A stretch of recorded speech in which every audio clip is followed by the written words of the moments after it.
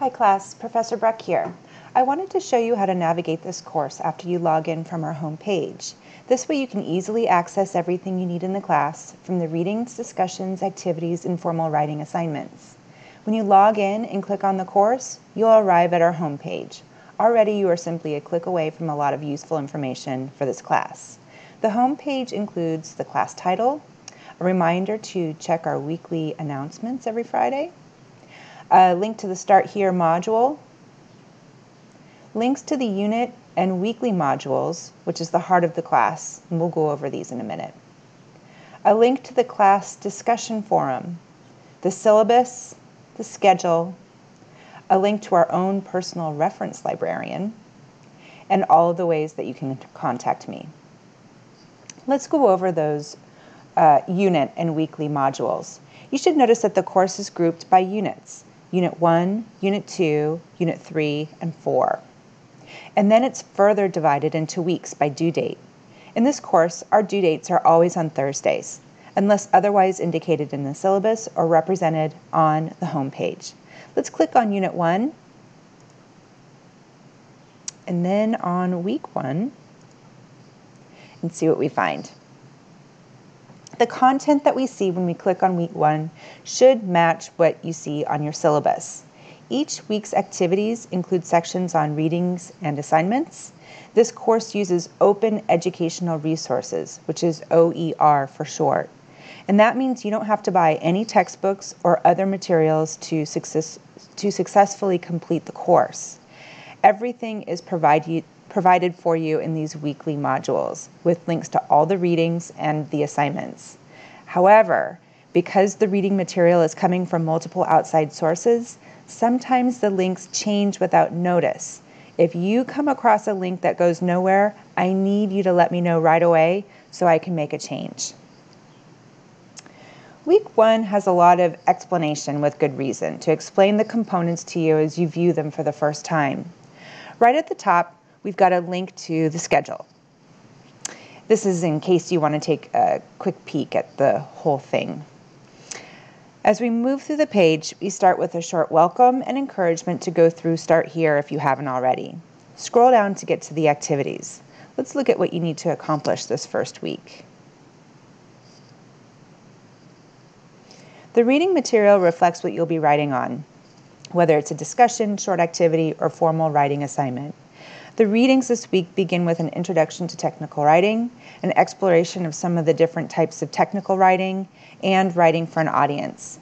Once you've completed the readings, you're ready to start working with the ideas in a discussion or activity. Discussions and activities are important because they're an important part of the course, because they're a low-stakes way for you to grapple with the material or writing method before you have to use it in a formal writing assignment. Discussions and activities are worth 15% of the total course grade, and as long as responses are at least 100 words in length and that students attempt to answer all of the questions in good faith, students will earn 100%. I read all of the responses, but I don't always respond. If a student seems to misunderstand the concept, I will reach out to help correct in the comments section. Sometimes I respond to the class within the discussion or activity itself. If so, I'll also post a reminder about it in the comments section so students can go to have a look. Let's click on the second discussion due for the week, Intro to Technical Writing.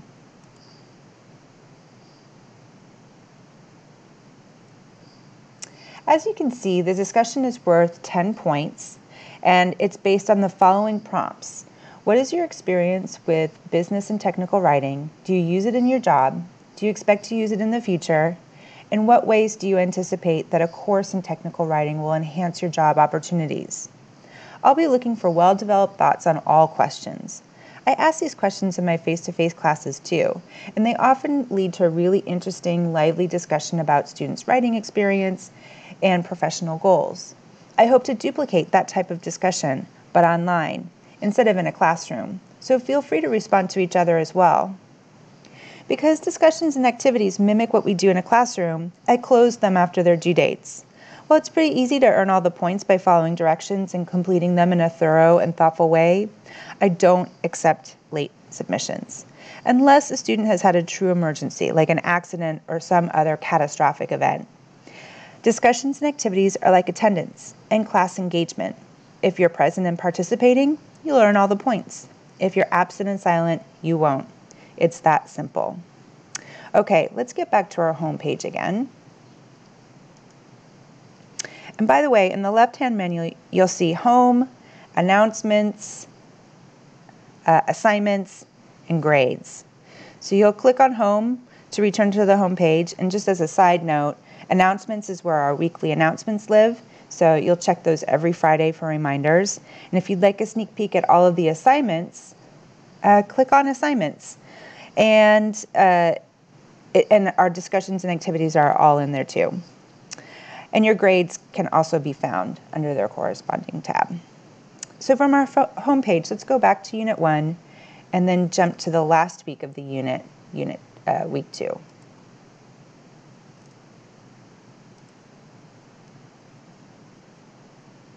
This is when our first formal writing assignment is due, the correspondence assignment. If you're in one of my 12-week courses, the last week of Unit 1 falls on Week 3. Either way, the readings this week break down the different types of correspondence. This is essential material to have down before attempting the activity and then the assignment. Let's click on that correspondence assignment. As always, it's important to read and follow those directions. You would be surprised how many students miss out on points, not because their writing was ineffective, but because they failed to follow the directions carefully enough. In this assignment, I'm having you write 3 different types of letters, all in what's called block letter format. Let's scroll down a little bit here. Yeah, there it is. This is standard for professional correspondence. Each letter should be on its own page, and in terms of length, each should come to around 250 words, 2 to 4 paragraphs per letter. Your writing style will shift from letter to letter, but all will be written in a professional, direct style. You want to appear polite and not pushy, and write using what's called the you attitude, and use positive language.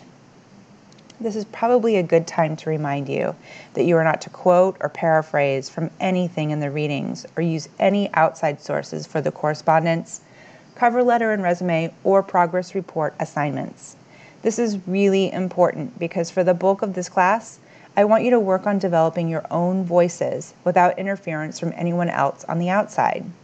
You'll incorporate outside sources in the researched business proposal, but for all other assignments, stay away from quoting or paraphrasing anyone or anything. Focus on developing your own ideas. Down at the bottom of the assignment is a reminder, here we go, that this, as well as all of the other formal written assignments, will be automatically submitted to Turnitin. Turnitin checks for similarity between your work and outside work, including online content and other student work. You can click on the presentation, which is here, to learn why it's a helpful tool for college students. Because your work should be written in your own words, your Turnitin score should be 5% or less in similarity. When you first submit your assignment, check that similarity score. If it's over 5%, click on the bubble to see why Turnitin thought it was similar to someone else's work. If you need to make a change and resubmit, you can. The last submission you hand in is the one I grade. For our formal written assignments, I do have a late policy, since they're all required to be handed in to be eligible to pass the class.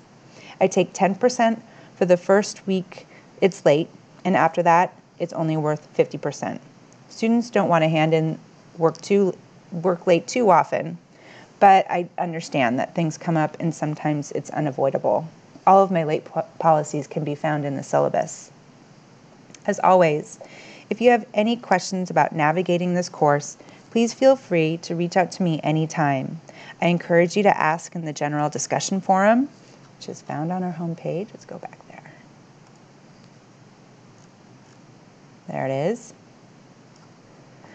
And I encourage you to go here only because If one person is confused, chances are there are other students in the class who are too and would benefit from your question as well as my reply. If you need to reach out about your grade or personal issues, please message me. I check my voicemail very infrequently, usually only when I'm on campus. You're far more likely to get a quick response through Canvas inbox. Happy writing, everyone.